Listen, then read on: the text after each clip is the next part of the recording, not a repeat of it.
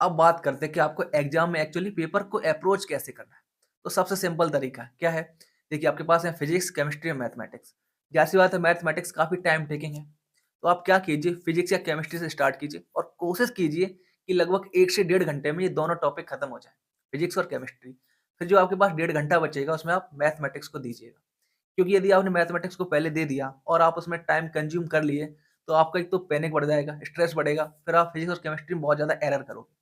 तो कोशिश कीजिए फिजिक्स केमिस्ट्री से स्टार्ट करिए और बाद में जाइए मैथमेटिक्स को और फिजिक्स केमिस्ट्री को आप ज़्यादा से ज़्यादा डेढ़ घंटे में खत्म कर लीजिए।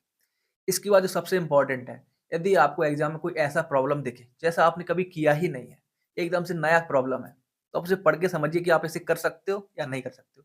यदि आपको थोड़ा सा भी लगता है कि भैया मुझसे नहीं होगा, तो आप तुरंत उसे स्किप कर दीजिए फर्स्ट अटेम्प्ट में। यदि आप पूरा पेपर करने के बाद आपके पास टाइम बचे तो आप आके उसको जरूर देखिएगा।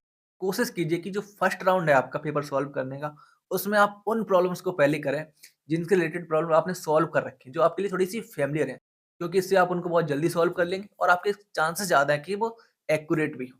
साथ ही याद रखिएगा किसी टॉपिक या किसी प्रॉब्लम को लेके आपको इमोशनल नहीं होना है। मान लीजिए किसी टॉपिक की प्रॉब्लम्स आपने बहुत सॉल्व कर रखी है, आपका उस पे अच्छा कमांड है, बट किसी कारणवश एग्जाम हॉल में कोई पर्टिकुलर प्रॉब्लम उस टॉपिक की आपको हिट नहीं कर रही है, तो आप अपना टाइम वेस्ट उस पे किए जा रहे हैं। आपको बिल्कुल ऐसा नहीं करना है। आपको सिर्फ फोकस है पेपर में ज़्यादा से ज़्यादा प्रॉब्लम सॉल्व करना। तो यदि आपसे प्रॉब्लम नहीं हो रही है, आप उसको तुरंत स्किप कर दीजिए। स्किप करने से आपका टाइम बचेगा और आप वहाँ पर यूज़ कर सकते हो।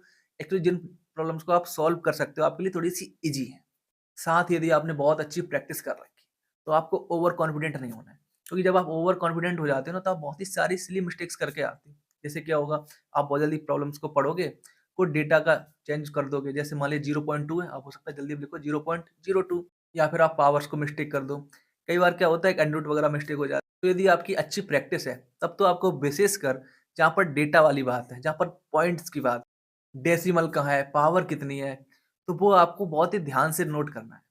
इसके बाद जब आप प्रॉब्लम्स को सॉल्व कर रहे होगे ना अपनी रफ शीट में, तो कोशिश कीजिएगा थोड़ा-सा क्लीनर रहे। क्योंकि कई बार ऐसा हो सकता है कि जो आपका आंसर निकल के आए, वो वहाँ पर चारों में से गिवन ही ना हो। तो इस केस में हो सकता है कि आप उसको रिव्यू करो। तो यदि आपने बहुत ही गंदा लिखा हुआ है, तो आप उसको रिव्यू नहीं कर पाओगे, आपको दोबारा से पूरा सॉल्व करना पड़ेगा। तो कोशिश कीजिए रिलेटिवली थोड़ा-सा ऐसा हो कि आप उसको यदि रिव्यू करने जाओ, तो आप उसको पढ़ के समझ पाओगे एक्चुअली मैंने ये क्या लिखा हुआ है।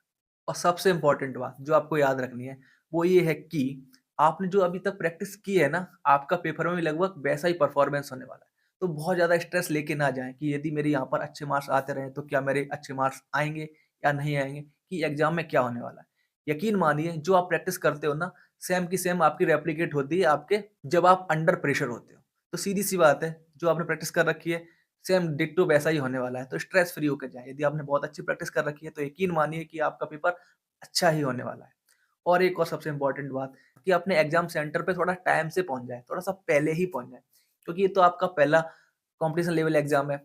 सेकंड बात ये है कि सर्दी का मौसम है, तो हो सकता है धुंध वगैरह हो या फिर कई बार ट्रैफ़िक की प्रॉब्लम हो सकती है। यदि आप गलती से थोड़ा-सा लेट हो गए ना, तो आपका स्ट्रेस बढ़ने लगेगा और यदि आपका स्ट्रेस बढ़ना शुरू हो गया, तो एग्ज़ाम हॉल में फिर स्ट्रेस कम नहीं हो पाएगा। तो कोशिश कीजिए कि आप थोड़ा-सा पहले पहुँच जाओ, ताकि आपका जो स्ट्रेस वगैरह ना बढ़े और थोड़ा-सा आप फ़ैमिलियर हो जाओ एग्ज़ाम हॉल के माहौल से। तो आप अपने आप को थोड़ा-सा एडैप्ट कर पाओगे। आई होप ये सारे पॉइंट्स आपके काम के होंगे, आप इनको यूटिलाइज़ करो। आपके एग्ज़ाम के लिए आपको ढेर सारी शुभकामनाएँ। Thank you and have a nice day.